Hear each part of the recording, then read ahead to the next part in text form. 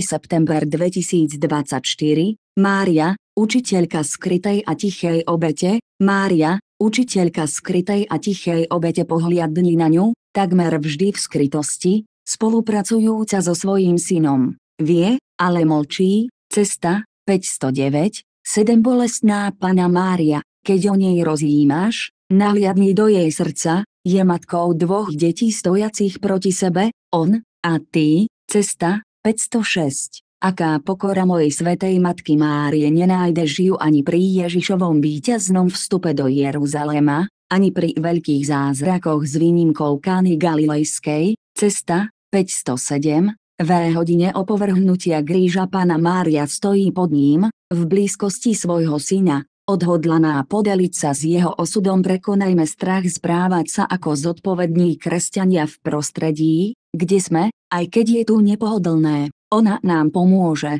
Brázda, 977.